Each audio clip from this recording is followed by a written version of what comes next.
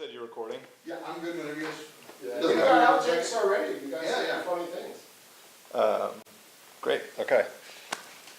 Welcome back, folks. This is episode 8 of Town Hall. I'm here with my esteemed co-host, now Mayor Steve Schewel. I can't remember if you were officially the mayor last time we recorded. It's been a little while. Yeah, I think maybe I was last time. It would have been in the spring, so yeah, I guess yeah, you'd already made that yeah.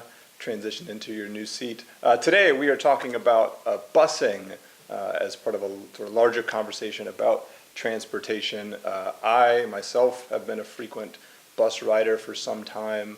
I don't know if you know this, didn't get my license till I was 19 years old. So for the first couple years that I was in school at Durham Tech, where I got my associate's degree, I became very familiar with the then data bus system, now Go Durham buses or Go Transit bus system. But again, we're here to talk about busing. So my first question to you, Steve, is when's the last time you rode the bus? Last time I rode the bus was about 2 weeks ago. Okay, where were you headed? I was on the Bull City Connector. Okay. I had dropped my car on Iredale Street. I was going down to City Hall. Okay. Yeah. And how was your experience on the old connector? Well, the Bull City Connector is awesome because it's free. Yes, that helps. But the service was great, and it always is. For me, that's a perfect route because I can easily walk to it and then just take it straight downtown. Yeah. So for me, that's a great route. What is the ridership overall, not just for the connector, but sort of for our bus system at large? You probably don't have a number off the top of your but if you have an estimate, and just maybe in terms of how it's changed over the last few years as Durham has changed, are there some, is there any idea that the bus system is adding riders, is losing riders? So for the past 3 or 4 years, I would say, the bus system ridership has stayed pretty steady. We have about 20,000 boardings a day. Okay. 20,000 boardings a day. So that's a lot of people riding the bus. Yeah. And what it fluctuates with a lot, actually, is the price of gasoline. Okay. Yeah. Makes sense. Yeah. So when gas was really expensive, bus ridership went up. Gas has been less expensive the past, say, 3 years. So our ridership hasn't, maybe it's dropped a little bit, but it's basically been steady for that period of time. And do you think those folks, when those numbers fluctuate, do you think it's new riders or folks that are familiar with the bus that just ride infrequently based on things like gas prices or the job they might have at the time? Something that I'm always curious about is what would it take to get a new bus rider, a new public transit participant to either forego having a car altogether or to just choose to use the bus more often as opposed to Lyft or Uber or Lime Bike, although, bike, I'm a huge proponent of biking, so maybe you won't stick it to Lime Bike as much. But how do we convert people who are, especially the folks that are progressive, that want to do things for climate change and public health? How do we get them to break those habits and become bus riders? Fabulous question and a really important question. So let me just mention first, though, in terms of Lime Bikes and scooters, that should be the topic for another show. That would be fun. And happy to do it. As we know, we have the dockless bike share now, and the scooters are coming. We're actually taking that up tonight at City Council, but that's another show. But I think that's a really interesting topic. I'd love to do that. But back to the buses, Well, you've asked the absolutely essential question. So think about what we're doing right now. We're building a parking deck downtown. The county's about to build 2 decks. The city, we're building a deck right now, 800 spaces, because we have this tremendous parking shortage downtown. There's no question. And where's that one, Steve? That's at the corner of Mangum and the Loop. Okay. Mangum and the Loop. Yep. Mangum and Morgan. Yeah. So very near City Hall, and that is badly needed parking. We have a lot of businesses that say, we'd like to be downtown, we can't, we need to park 20, we need 20 parking spaces for our employees, that kind of thing. Right. And of course, it'll be shared parking. So at night, it'll be useful for people that want to come downtown and go to restaurants and bars and hang out and, enjoy themselves. Right. So that's great. But that's $23 million. Now, over time, that's going to pay for itself. It'll pay for itself just from the parking fees. Right. But still, that's not exactly how we want to be using our land and our resources. Right, well, So I we mean, need to parking change that. is, as there is a shift in car ownership and the way that people are traveling, especially for younger folks who, grow up in the era of Uber and kind of Yeah. on-demand transportation, it seems like parking garages will be a thing of the past. So Right. even though there is a demand now, those things will become Yeah. relics. My opinion would be that the more folks that we can get on public transportation, the better that land can be used for other things. And I'm Yeah. sure that, in the utopia that we'd hope to live in, that would be the case. But as it stands, we have, to your point, a huge shortage of parking. So, again, how are we going to get these Yeah. folks that So- are looking for parking to say, oh, maybe I'll just ride the bus Yeah. instead? Yeah. Well, just before I hit that, let me just say mention one more important aspect of it, which you mentioned, which is Uber and Lyft. So we see in a lot of cities which do have good public transit, that Uber and Lyft are actually a threat to that. People are riding Uber and Lyft that were riding public transit. Okay. And so public transit, of course, is a critically important collective good. And so you've got to have public transit that's good enough so that people aren't choosing Uber and Lyft Right. as much. I use Uber,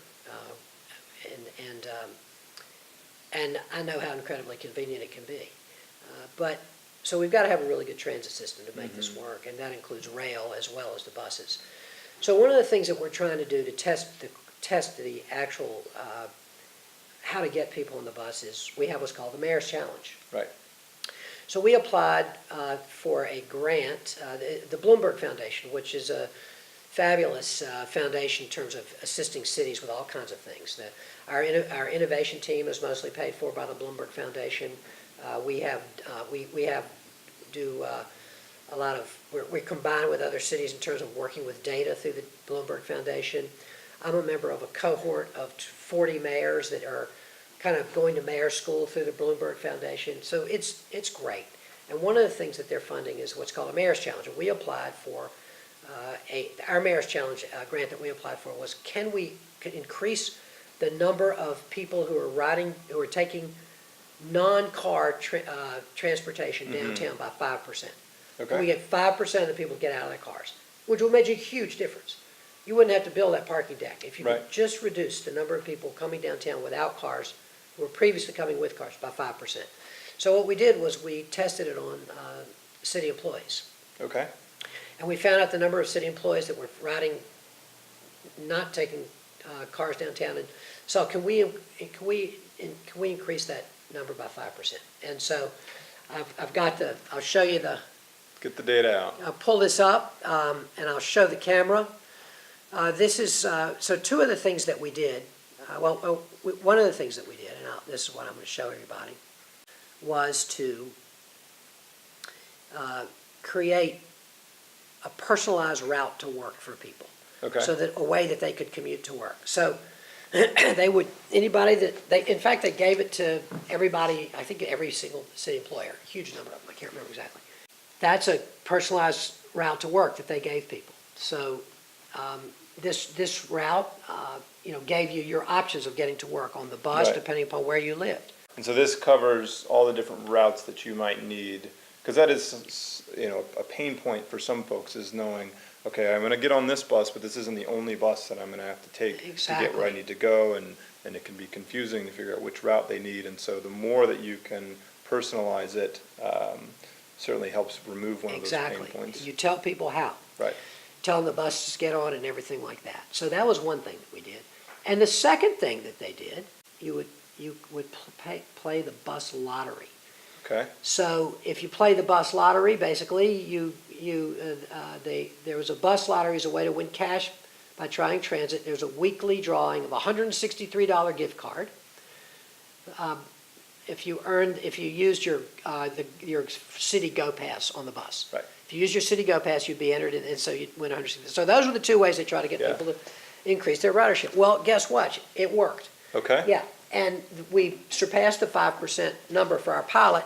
And so now we've taken that data and we've sent it to Bloomberg, and we are in the running for now $1 million transportation project to try to use these and other strategies to get people out of their cars and onto bicycles, walking, and on the bus. Yeah, So what you're talking about is super critical. Can you get people who haven't been riding the bus before to start doing it? And if you can, then you can usually keep them as riders. right. So that's a big, big effort. Do you think there's something specific to the city employees that made it either easier or more difficult for them to make that decision versus, folks that maybe work in American Tobacco campus or folks that work in our service industry that, their schedule is a little different. They're working, 5 p.m. to midnight at some of our restaurants and bars instead Yeah. of working a typical 9 to 5 job. Because I know that's, Yeah. as it gets later in the afternoon into the evening, the frequency of the bus changes, and That's that right. can be another pain point for folks that, again, don't work a traditional 9 to 5 job. So, for the different folks That's a great question. kind of in our economy here, how can we take steps to make sure that all of them can strive to make Yeah. these different changes? Right. So I think that's a great question, and you're right. I mean, if you're getting off work at midnight, your options are not nearly as good in terms of riding the bus as you're getting off of work at 5 o'clock. Right. So we've expanded our bus system a lot in the last few years, and we've done it through a transit tax. Okay. So 6 or 7 years ago, six years ago or so, Durham passed a transit tax, a sales tax, and that transit tax is half cent on on everything that you Right. buy. And, and that's paying for the light rail that we will have coming, our commuter rail and so forth, that's there. But a lot of it was to expand the bus system. Okay. And so we have increased headways, in other words, reduced the times, increased the frequency with which buses come. So a lot of our routes, which were 30 minutes, now we have 15-minute routes. A lot of them, which were an hour, we now have 30-minute headways, times Yeah, between our I've routes. noticed that when I would take the bus, the 5, Route 5, would go down Fayetteville, right to North Carolina Central. And it used to just be the 5, and now they have the 5 and the 5K, Good. I believe, and they may have more than that. But That's great. It certainly helped going back and forth between our office at Runaway and then down to school and then back to the office. Yeah. Made that, to your point, cut down that Yeah. commuting time Yeah. by a significant amount. And then, when you've got class, you got to be on time. You don't want to Yeah. get yelled at by your professors.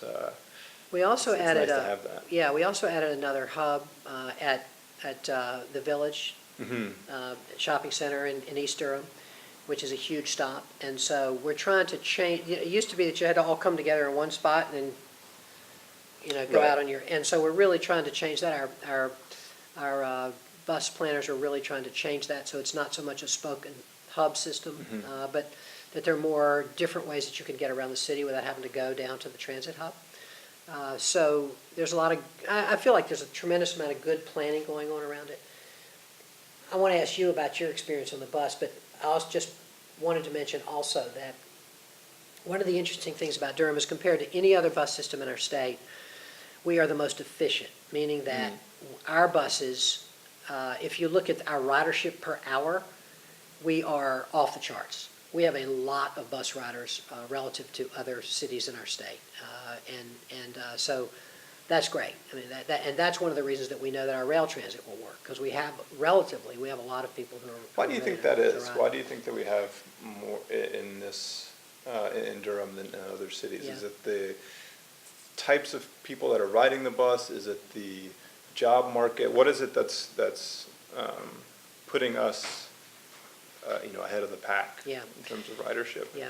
Well, I think some of it may be socioeconomics. Mm-hmm. I think that relatively to some of the other cities, say Raleigh in North Carolina, Durham's poorer, and there are there are more people that can't afford a car. So that's one thing. But also, we have, relative to a lot of cities, a good bus system. We provide good service. And the other thing we do is we really keep it cheap. So if you have it's $1 to ride. Per ride, right. But here's the thing, because there's so many go passes, companies, local government, so many of them have go passes, and for up to 21 now and over 65, you're riding free. So the average ride in Durham now is only 40 cents. Great. That's the average price. And so we really keep the bus service cheap, and so that's also an incentive for people to ride. The downside of that is that the fares don't pay for very much of the system. The fares pay for maybe 1/10 of the operating cost of the system. Okay. So it has to be subsidized by federal grants and federal transportation grants, but also by city taxpayers. So anybody that owns a $200,000 house in Durham pays about $70 a year to support the bus system. Okay. If you own a $200,000 house in Durham, your property taxes, you pay about $70 a year to help support the bus system, which I think is a great expenditure of money. We need that. We need that. And system. folks should ride they should get their money's worth. And they should be get on their the money's bus. worth. They should get their money's worth. So, so that's kind of the economics of it. We need to keep expanding it. We need to keep making it more efficient. But you ride the bus a lot more than I do, and so I'm wondering what your experience of the bus is, and what do you think the issues are in terms of how we ought to improve the service? Yeah, well, so I haven't, while I do ride the bus quite a bit still, I don't ride it as much as I used to. I got a bike a couple years ago from the fine folks at Bullseye Bicycle. This is not a plug, they do not pay us for this. But yeah, I got a really nice bike from them, really nice road bike, so I ride that quite a bit. But I've still ridden the bus, done the bike bus combo. Yeah. Oh yeah. And yeah, like I mentioned earlier, I've been riding the bus since 10 years ago, I guess. Yeah. And I've had a great experience with it. I've never, and this again is my own experience. I know people have had different experiences, but I've never felt threatened on the bus. I've never been in any altercations with anyone on the bus. I've had great drivers on the bus as well, folks that I would get to know, depending on what route I was on, that I would see pretty frequently. And my family's been here for a while, so folks that would know my parents and grandparents, and so it really did feel like Durham to me. I really felt like I was getting to see the city and maybe different parts of the city that I wouldn't normally see, if not for the fact that the bus goes down roads that I don't normally take, and has stops that are outside of my typical day in Durham. Yeah. So how about on-time performance? Have you felt okay about that? Yeah, I would say for the most part. It has helped recently, so if folks don't have it, the Transloc app has been incredibly helpful in that regard. It, as far as I can tell, is pretty on time. If you get the app, it's tracking all the buses, so you can figure out what route you want to get on, where you're going. It'll show you when the bus is going to show up. So I know one of the issues for a while was timing when to leave my house to get to the state or the pickup space in time, so that you're not sitting there, especially in inclement weather. You're not waiting in the rain for 10 minutes for the bus. You can kind of clock it to get there right before it shows up. But then if you missed it, you're out of luck. Well, so one of the questions you raised is in the rain. So one of our challenges is, I think we have now about 1,100 bus stops in Durham, and it's a lot. It is, but here a lot, which is great. Yeah, that's fantastic. But here's one of the problems. I think we're now up to, I don't want to get this number wrong, but anyway, don't quote me out there in TV land, but we have about 150 of those bus stops with shelters. Okay. I'm not sure of that exact number, but something in that range. So a lot of people, when it rains, if they're standing out of their bus stop in the rain. Right. So What does it take to improve that? $20,000 per shelter. Mm, So you can see the problem. yeah. You can build 10 more shelters, it's 200 grand. What we've done, they're also the problem though for people that don't have places to sit. So one of the less expensive fix for that is we have, if you see now, we've put just some very simple metal, again. seen those. All I do is Yeah. I clap for the people that do it. I say, we did it. I didn't do it. I just cheer the people on that do it. But our transportation folks have put in seats, just a couple seats that people can sit at, which is great. But we add some shelters every year, but it's a spending priority question. How important is it, when you think about a transportation system, should you add more bus routes? Should you have buses come more frequently? Should you add more shelters? I mean, all these things are big questions. And there's a number of different folks that you're servicing with public transportation, specifically busing. You've got students, you've got folks in the workforce, you've got the elderly. A lot of elderly. Are using the bus, Yeah.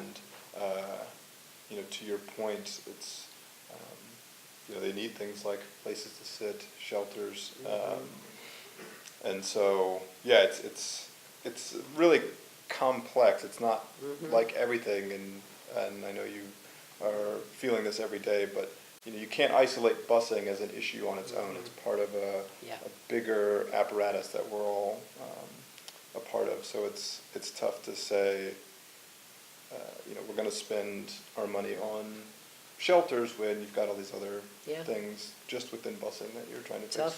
Tough questions. But how about the cleanliness of the buses? How have you felt about that?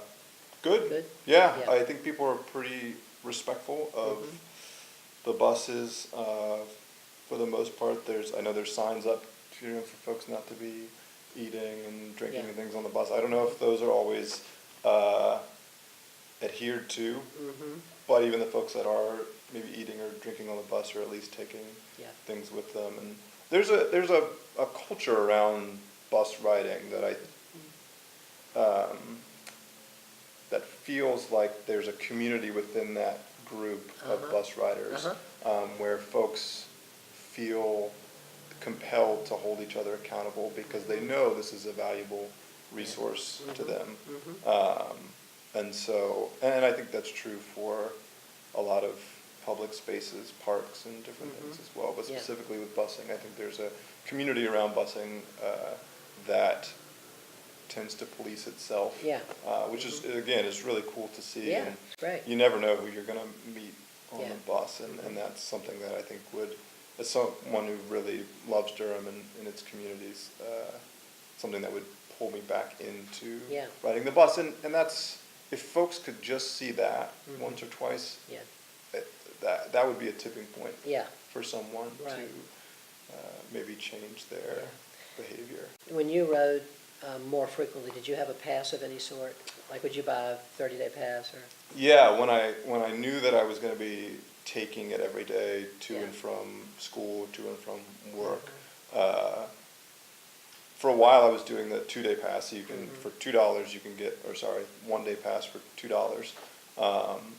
But then you can go to the station and get 7-day pass, 15-day pass, and then even a month-long 30-day pass. So after a while, I started getting the 30-day pass because I knew I was going to use it. And it was a great investment on my part. So, I mean, those are some of the things that we hear about a lot, that Go Triangle. So, you mentioned Go Triangle earlier. We now, the city of Durham contracts with Go Triangle, the regional transit system, to run our Go Durham buses. And some of the things that I hear that they come survey people on are safety, which you mentioned, and on-time performance. On-time performance has been an issue for some of our bus lines, for some of our bus routes. And I'm sure Aaron would happily speak to that. Work on that. Aaron would speak to that. Okay, well, we won't let him. Yeah, right. This is And sorry, Aaron. And then if you wanted to say that, Aaron, you got to get your own show. And then cleanliness. Those are some of the things that we kind of survey for, we survey ridership for. And we hear reports on that at city council and try to kind of monitor that and figure that out. But there's a lot of thinking that goes on all the time from those Go Triangle, the staff, to try to figure out what are the most efficient routes. And then there's also the buses themselves, which we're really anxious to move to a cleaner fleet.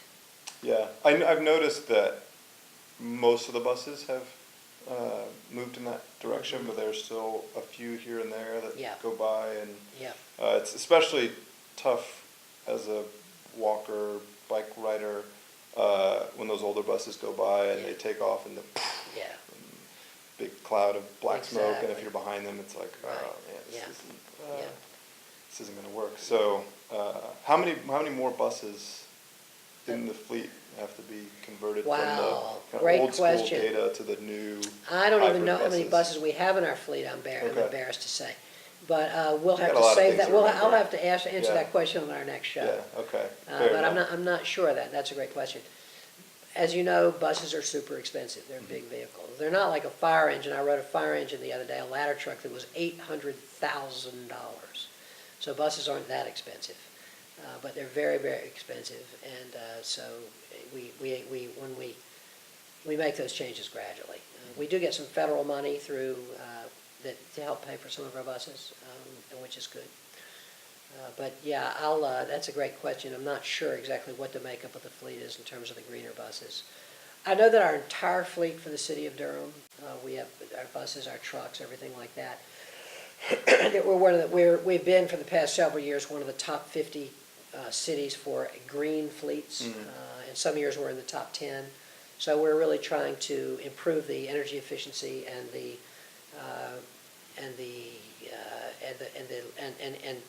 the way in which our fleet is impacting the environment and the climate. There's we spend a lot of energy and money on that.